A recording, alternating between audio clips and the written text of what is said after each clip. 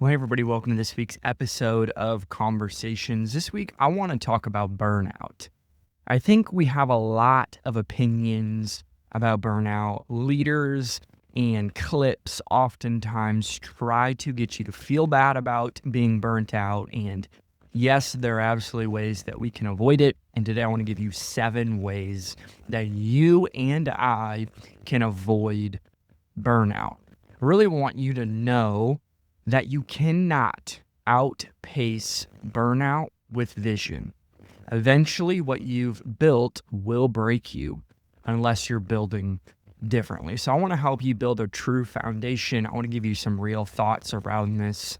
I have felt burnout at the extreme levels and in the micro levels, and really have found myself in a place where I know my rhythm, I know my needs, I know what I need to continually not burn out and also be a person who can show up for the people that I love and my responsibilities. So again, we're just going to jump into 7 ways to avoid burnout as a leader. Number 1, write this down.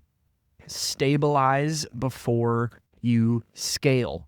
Whether it's worship, an entire organization, you just feel like you have a pressure to execute and to grow things. And if I can be honest, growth in scale is amazing.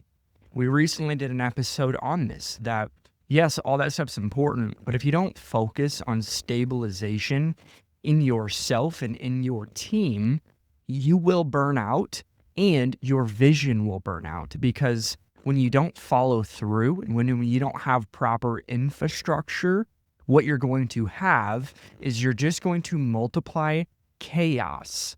So what we need to do is we need to fix the foundation first. When we build a healthy foundation, when we build a healthy infrastructure, that is where we can focus on the future. Because I don't know about you, I don't want to be cool or relevant for a day. I don't want to build a business or a team or an organization for a day or for a moment. I want to help facilitate a movement. Burnout comes when you're building too fast on a broken ground. So just some simple recommendations here. I try to get as practical as possible. Hope you're taking notes. Stop adding new initiatives until your current systems are working. Seriously, no more events, no big pushes. Stabilize what's already on your plate. And I get it. We all love the idea that vision is everything. Yes, vision is everything, and how you communicate vision either builds credibility or breaks credibility. So when we communicate something, we have to audit everything. What's unclear, underperforming, chaotic. Here's a practical one or the other. Fix it or kill it. Stop dragging half-built structures forward. Stop trying to add more. Steward what you have and build a healthy foundation. Say not now more often. If you're leading multiple teams or campuses or businesses, one fire at a time. Pace beats pressure. I'm telling you, especially working with creatives, they all have amazing ideas 100%. And you got to make sure that we're focusing on the mission. A lot of people get scatterbrained. We have to ensure we are stabilizing before we scale. Number 2, build high trust, high ownership teams. If you're carrying everyone's weight, you're not leading, you're enabling. You have to build leaders who lead leaders. You have to reproduce yourself. You have to replace yourself and build people. And how you build high trust environments is you got to hold people accountable, number 1. So stop tolerating vague commitment and half-baked execution. Clarity is kindness. So if you want to be a kind, joyful, healthy, happy leader, be a person who strives and makes everything abundantly clear. To be unclear is to be unkind, one of my mentors said to me a few weeks ago. I believe that to the depth of my core. You have to be a person who cannot tolerate vague assumptions, half-baked execution, and you got to hold people accountable. And I will always say this to anyone I lead. Let your yes be yes and your no be no. I'm going to steward your yes and I'm going to steward your no. But if you say yes, I'm going to hold you accountable. If they don't own it, remove it from them. Ownership isn't just about attitude. It's follow through. Reassign or cut the dead weight.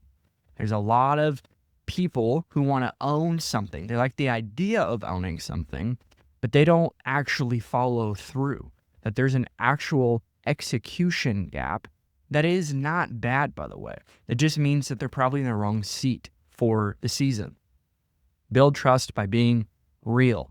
Tell your team when you're tired, when you're frustrated, when you need help. Model healthy, honest leadership. If you want people to trust you, you have to be honest. I'm tired. I could use more help in this area. I could use an owner for this thought. Be a person who can be honest and continue to build high trust, high ownership teams. Number 3, create systems that serve people. Systems deliver the mission. If your systems are draining you or confusing you, they're broken. So here's just 3 simple ways to make sure your systems are serving you. You're not serving a system. Write it down. If a system isn't documented, it doesn't exist. Get your workflows, expectations, in schedules, everything in plain English. We have an amazing person on our team named Bryce. He's one of my favorite people on the planet. He loves systems, operations, writing things down. We use Notion. And I just like to say, if it's not on paper, it doesn't exist. If it's not on Notion, it doesn't exist. You got to write things down. You got to document everything. Eliminate anything that requires you to remind people weekly. That is not a system. That's babysitting. Automate it or delegate it. If you have to remind somebody every single week of the same thing, you are going to go crazy, especially when you are leading leaders. It's not a system. And babysitting is just not an option. That is how you will burn out, is if you have to babysit adults. And lastly, around systems, test your systems from somebody else's eyes. We all think that we have the best idea. We all think that we have the best strategy, the best system. If a new volunteer can't figure it out, it's too complicated. A lot of times what we do is we assume more information is the equivalent to more clarity. But to be honest, oftentimes we over-document or we over-word things, and we really should focus on clarity and conciseness. When something's concise, I know that you've consolidated, you've removed the fluff, and you give them as much information as possible. Number 4, use your pipeline. Don't just fill it. You don't need more volunteers. You need to activate the right ones with a clear path. Oftentimes, again, this goes back to the growth concept. You're focused on growing and you say it's not about numbers, but the reality is it is 100% about numbers if you don't activate the people that are already on your team. If they are just around the mission to serve you, if they're around the business or the organization to serve you, you will not have growth and you will be a person that people cannot trust. But again, going back to the whole concept of this episode, you're going to burn out because you will have puppets instead of leaders. So here's just a couple recommendations around pipeline. Create a 30, 60, 90-day track for every role. Make onboarding automatic, not relationally expensive. Every person who signs a position description in your organization should have a 90-day onboarding track.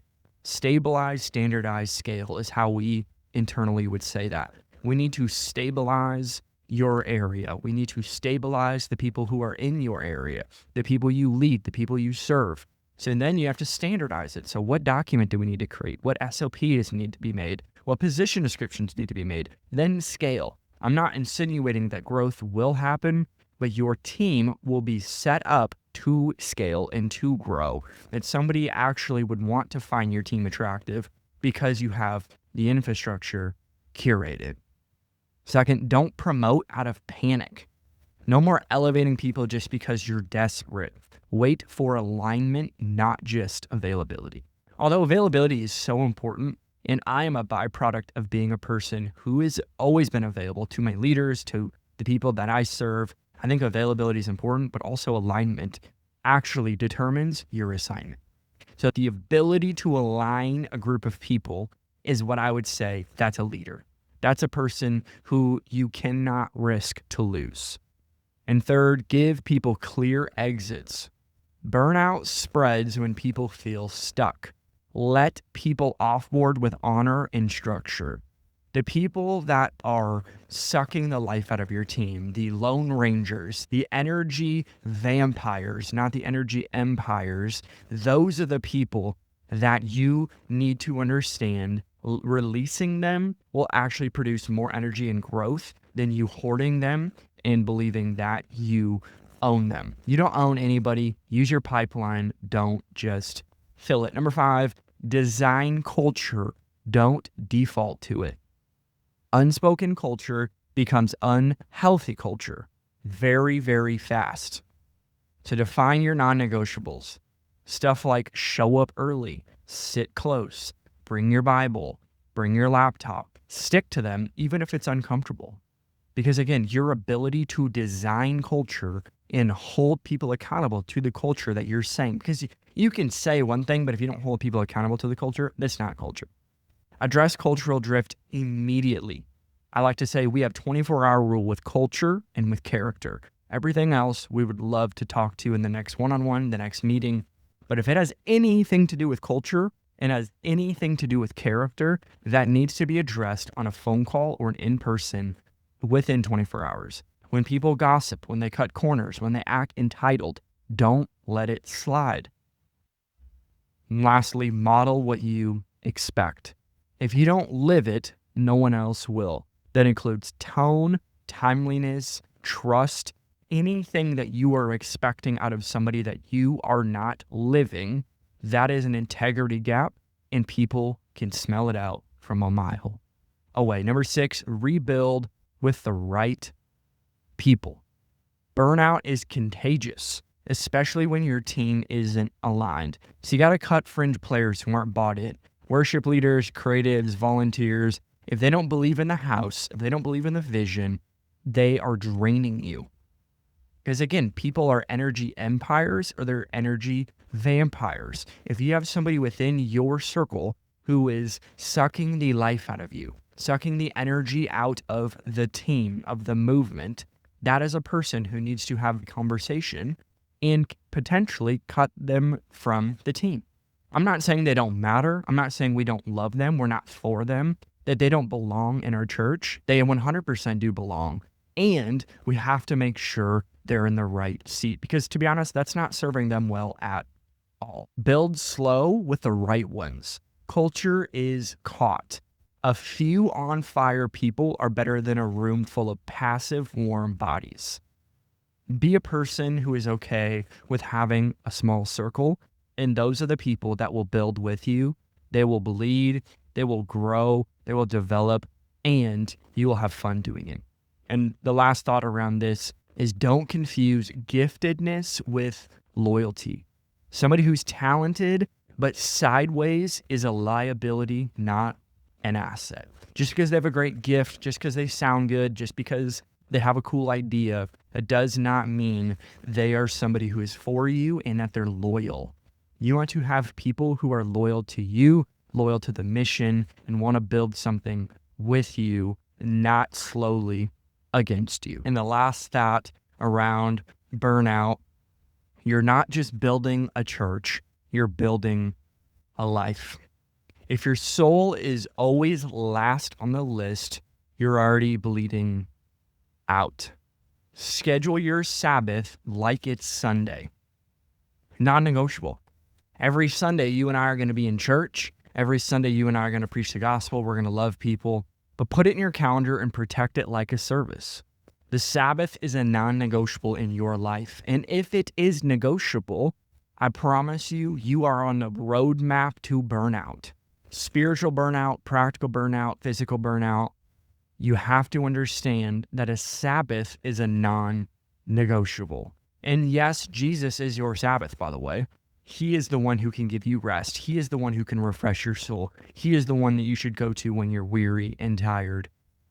Schedule your Sabbath like it's a Sunday.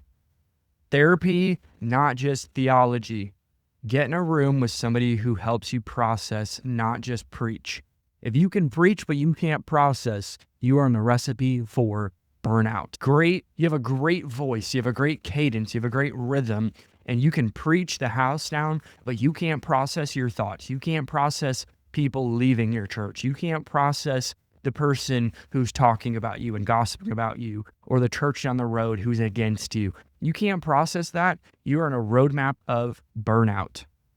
And the last thought around this one, find a space where you're not leading. If every room requires you to be on, you'll eventually shut down. You will shut down completely. You need to be in a room with peers, with friends, with people that you love, that don't love you because of your title, but they love you because of who you are, and they want to just be your friend, and they can listen to you. You can laugh together. You can smile. You can cry together. You got to have people in your circle. So here's the last couple questions and we'll wrap up. Where are you scaling something that's not stable? Stop focusing on growth. Stop focusing on big. Stop focusing on being the next thing. Focus on stability. Who are you empowering and who's quietly draining you? What culture are you tolerating because you haven't designed one? So I want to close with this. You don't have to break to build, but you do have to build differently. Just because they did it that way does not mean you have to.